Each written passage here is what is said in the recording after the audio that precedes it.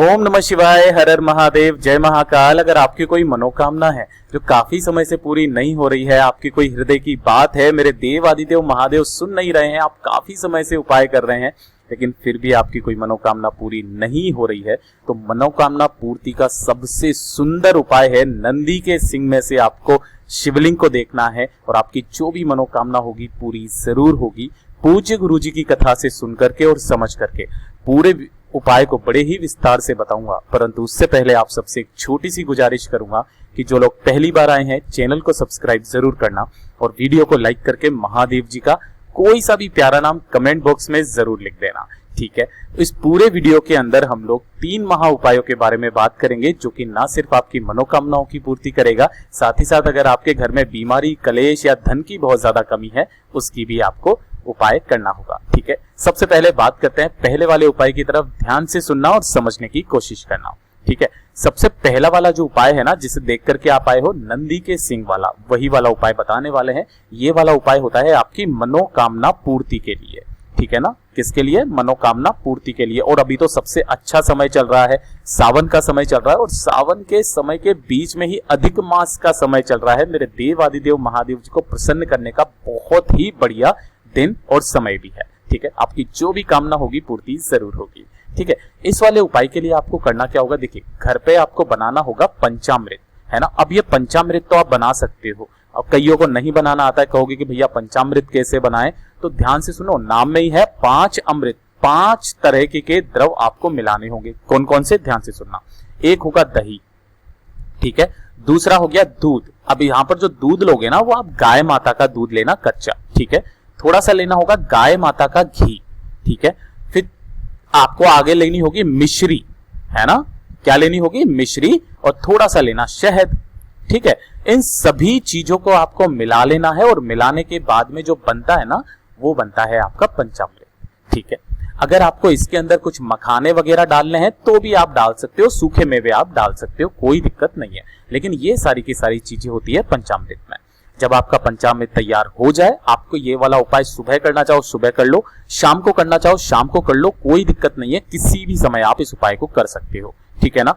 अब ध्यान से सुनना, पंचामृत लेना एक अलग से लोटे में, लेकिन ध्यान रखना जिस लोटे में आप पंचामृत लोगे ना वो तांबे का नहीं होना चाहिए, ये चीज ध्यान रखना। तांबे का लोटा नहीं होना चाहिए जिसमें आप पंचामृत लोगे। इसके अलावा आप स्टील का लोटा ले लेना, कोई दिक्कत नहीं है, ठीक है ना, स्टील के लोटे के अंदर। और अलग से एक तांबे का लोटा लेना जिसके अंदर आपको अपने घर का शुद्ध जल भरना है, ठीक है ना। इसके अंदर क्या भरना है? अपने घर का शुद्ध जल। इसके अंदर मत भर लेना आप जो भी पंचामृत बनाया है आपने। इन दोनों लोटों को लेकर के कहां जाना होगा आपको? महादेव जी के मंदिर शिवलिंग के पास में, ठीक है ना। जैसे ही आप महादेव जी के मंदिर शिवलिंग के पास में जाएंगे, ध्यान रखना आपको उत्तर दिशा यानी कि नॉर्थ डायरेक्शन की तरफ आपको मुंह करके खड़ा हो जाना है। और आपने जो वो एक लोटा लिया है ना, किसका? सबसे पहले आपको समर्पित करना होगा पंचामृत, ठीक है ना। तो उस पंचामृत से मेरे देव आदिदेव महादेव जी का आपको शिवलिंग का अभिषेक करना है। अभिषेक करने का मतलब है इसके ऊपर आपको इस तरीके से समर्पित करना है, 2 मिनट यहां पर बैठ करके, और अच्छे से अपने दोनों हाथों से इस शिवलिंग के ऊपर अच्छे से मलना है, पूरी की पूरी शिवलिंग के ऊपर ओम नमः शिवाय मंत्र का स्मरण करते हुए। ओम नमः शिवाय या श्री शिवाय नमस्तुभ्यम, जो भी आपको आ जाए, जो भी आपकी इच्छा, उसका स्मरण करते हुए इस पूरी की पूरी शिवलिंग पर अच्छे से अभिषेक करना है। और अच्छे से अभिषेक करने के बाद जो आपने एक लोटा शुद्ध जल लिया है ना, उस एक लोटे शुद्ध जल को इसके ऊपर डाल देना, ओम नमः शिवाय श्री शिवाय नमस्तुभ्यम का स्मरण करते हुए, ठीक है। इतना कर दिया, 2 मिनट यहां पर बैठ के आपको ओम नमः शिवाय पंचाक्षरी मंत्र, षडाक्षरी मंत्र जो भी आता है आपको अपने हिसाब से उसी वाले मंत्र का उच्चारण करना है यहां पर 2 से 3 मिनट बस। और जब आप वापस से जाएंगे तो जाते समय ध्यान से देखना, मनोकामना किस समय बोलनी है वो सबसे इंपॉर्टेंट है। जब आप जाओगे तो आप देखोगे कि बाहर की तरफ से इस तरीके से शिवलिंग में नंदी भगवान जी के सिंग में से आपको इस तरीके से शिवलिंग को देखना है ना। और शिवलिंग को देखते हुए आपको अपनी मनोकामना कहनी है, ठीक है ना। ध्यान से देखना, इन दोनों सिंग के बीच में से, नंदी के सिंग के बीच में से आपको शिवलिंग को देखना है और शिवलिंग को देखते हुए ही आपको अपनी मनोकामना कह देनी है। ऐसा कहा जाता है कि शिवलिंग का तेज आपकी आंखों को नहीं संभाल पाता है, केवल नंदी भगवान संभाल पाते हैं। और नंदी भगवान का और महादेव का प्रेम तो आप सब लोग जानते हैं। जो व्यक्ति सिंह के बीच में से शिवलिंग का दर्शन करके अपनी मनोकामना बोल देता है, उसकी सारी मनोकामनाएं पूरी जरूर होती है। ठीक है, ये हो गया पहला उपाय। अब बात करते हैं दूसरे वाले उपाय की तरफ। ठीक है, देखिए दूसरा वाला उपाय किन लोगों के लिए है, सबसे पहले तो वो चीज सुन लीजिए, इसके क्या बेनिफिट्स हैं। कि अगर आप जीवन में चाहते हो कि आप हमेशा बीमारियों से मुक्त हो जाएं, आपके कोई ना कोई बीमारी लगी हुई रहती है, कभी एक बीमारी खत्म हुई, दूसरी आ गई, दूसरी बीमारी खत्म हुई, तीसरी आ गई, और आप चाहते हैं कि आपको कभी कोई बीमारी ही ना लगे, आप ये छोटा सा उपाय करना स्टार्ट कर देना। छोटा सा उपाय है, मात्र हफ्ते में एक दिन फिक्स कर लीजिए और उस दिन इस वाले उपाय को करना स्टार्ट कर दीजिए। देखिए इस वाले उपाय के लिए आपको करना क्या होगा, सुबह करना चाहो सुबह कर लो, शाम को करना चाहो शाम को कर लो, कोई दिक्कत नहीं है, कोई खास दिन फिक्स नहीं है, आपको हफ्ते में एक बार इस उपाय को करना होगा। ठीक है ना, ध्यान से देखना, आपको इस तरीके से 2 लोटा जल लेना है। क्या लेना होगा, 2 लोटा जल, दोनों के अंदर ही आपको जल भरना है ना। ये वो 2 लोटे वाला जल नहीं है, जो वो उपाय नहीं है जो सावन के अंदर किया जाता है। ठीक है ना, ये अलग उपाय है। ठीक है, दोनों लोटों में आपको जल भर लेना है। अब चाहो तो ये लोटे आप तांबे के ले लो, चाहे आप स्टील के ले लो, कोई दिक्कत नहीं है, आपको जल लेना है 2 लोटों में, ये ध्यान रखना। और इसी के साथ आपको बेलपत्री लेनी होगी 3। कितनी बेलपत्री, 3 बेलपत्री। ठीक है ना, उपाय करने का एक नियम है, एक तरीका है, और उसी तरीके से आपको उपाय करना होगा। देखिए इन दोनों चीजों को लेकर के पहुंच जाना महादेव जी के मंदिर शिवलिंग के पास। सुबह जाना चाहो सुबह चले जाओ, शाम को जाना चाहो शाम को चले जाओ, कोई दिक्कत नहीं। जैसे ही आप यहां पर पहुंचोगे तो ध्यान से देखना, आपको उत्तर दिशा यानी कि नॉर्थ डायरेक्शन की तरफ मुंह करके सबसे पहले यहां पर बैठ जाना है। ठीक है, बैठ जाओगे। बैठ जाने के बाद जो आपने 3 बेलपत्रियां ली है, उन तीनों बेलपत्रियों को आपको शिवलिंग के ऊपर समर्पित करना होगा ओम नमः शिवाय मंत्र का स्मरण करते हुए। लेकिन उसका खास नियम है, ध्यान से सुनना कैसे करना है। पहली वाली जो बेलपत्री है ना, सबसे पहले जो बेलपत्री आपको समर्पित करनी है वो करनी है जलाधारी पर, जहां से ये जल नीचे गिरता है ना, ये जलाधारी। ठीक है ना, यहां पर आपको समर्पित करनी है। लेकिन समर्पित कैसे करोगे, देखिए जो बड़ी वाली पत्ती होगी ना, वो होगी महादेव जी की शिवलिंग की तरफ, और जो दोनों पत्तियां होगी वो होगी ऐसे, और डंडी होगी जलाधारी से नीचे की तरफ जाती हुई। लेकिन ये ध्यान रखना, जिधर चिकना वाला हिस्सा है ना बेलपत्री का, उधर की तरफ से आपको टच करवाते हुए रखना है, यानी कि उल्टा रखना है इसके ऊपर। ठीक है, ये होगी पहली बेलपत्री। दूसरी बेलपत्री चढ़ाने का जो क्रम है वो है माता रानी का हस्त कमल, जो आप ये देख रहे हो जहां से शिवलिंग जुड़ा हुआ रहता है, इस जगह पर आपको समर्पित करनी होगी दूसरी बेलपत्री। लेकिन किस तरह से करनी होगी, देखिए डंडी का मुख किधर होना चाहिए, पत्ती किधर होनी चाहिए। तो जब आप माता रानी के हस्त कमल पर शिवलिंग पर जब आप बेलपत्र समर्पित करेंगे तो आपको समर्पित करनी होगी, तो आपकी डंडी जो होगी वो होगी आपकी तरफ, जैसे आप इधर की तरफ बैठे हो ना, डंडी हो गई आपकी तरफ और बड़ी वाली पत्ती हो गई इस तरफ में।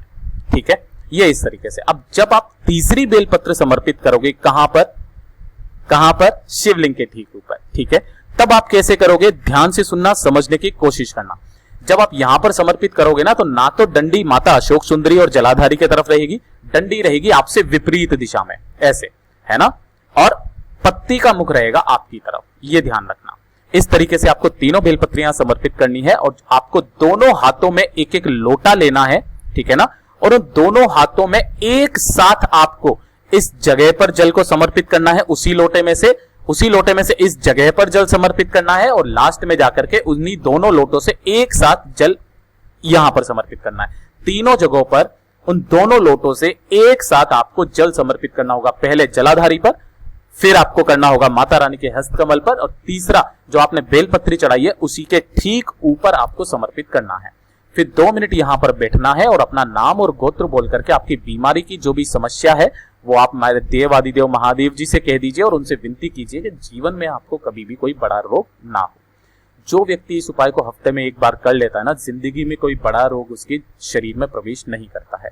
ये हो गया दूसरा उपाय। अब बात करते हैं तीसरे वाले उपाय की तरफ। अगर आपके घर में धन की बहुत ज्यादा कमी है, देखिए धन की बहुत ज्यादा कमी है, माता लक्ष्मी जी के आपके घर में वास नहीं है, आपका व्यापार अच्छे से नहीं चल रहा है, नौकरी में समस्या आ रही है, तब आप इस उपाय को करिएगा। ठीक है, ध्यान से सुनना, आपको चाहिए होगी मात्र एक बेलपत्र जो कहीं से भी खंडित ना हो। ठीक है, दूसरे नंबर पर चाहिए आपको लाल चंदन। ठीक है ना, लाल चंदन। और तीसरे नंबर पर चाहिए आपको एक अक्षत चावल का दाना जो कहीं से भी खंडित ना हो। ठीक है, इस तरीके से आप ले लिया है ना, और साथ ही साथ ले लेना 1 लोटा शुद्ध जल।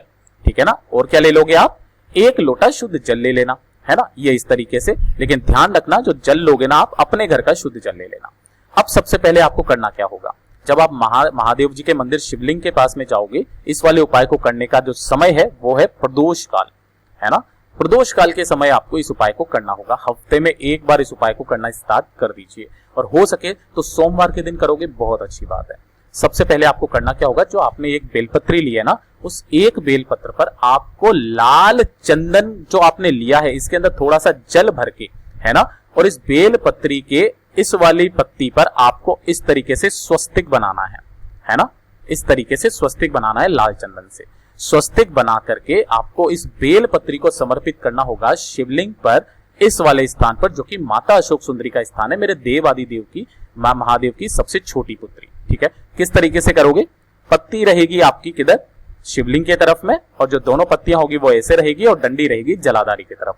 जिधर आपने वो स्वस्तिक बनाया है वो रहेगा नीचे की तरफ। ठीक है, इस तरीके से कर दिया। अब इसी के ऊपर अपनी कामना कहते हुए एक चावल के दाने को आपको इसी पत्ती के ऊपर रखना होगा। अपनी कामना कह देना, और अपनी कामना कह करके और इस वाली पत्ती के ऊपर रख देना कि हमारे घर में बहुत ज्यादा धन की समस्या है, माता लक्ष्मी जी हमारे घर में प्रवेश नहीं करती है, तो प्लीज माता कुछ ऐसा कीजिए, महादेव जी से कहिए कि वो हमारी धन की समस्या को खत्म करें।